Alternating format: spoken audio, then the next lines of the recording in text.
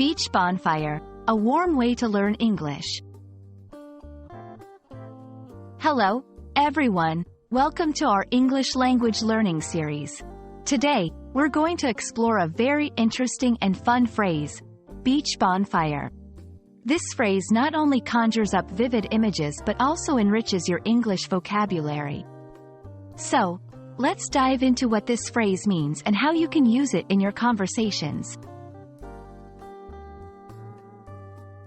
Beach bonfire is a compound noun.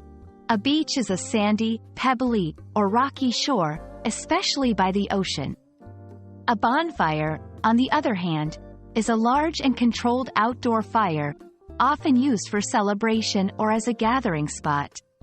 When combined, beach bonfire refers to a large fire built on the beach. It's a popular activity in many cultures, especially during the evening or night. Beach bonfires are often associated with social gatherings, relaxation, and sometimes even rituals. They are common in stories, movies, and songs, symbolizing togetherness, romance, or a carefree lifestyle. Understanding this phrase helps in comprehending the cultural context in various English-speaking regions.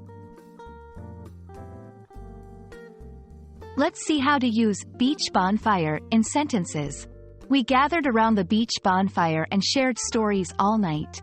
The highlight of our vacation was the beach bonfire party. They planned a beach bonfire to celebrate the summer solstice.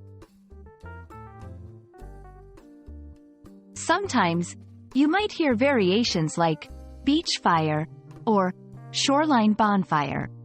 While they are similar, beach bonfire specifically indicates a larger, more festive fire, often with a gathering of people.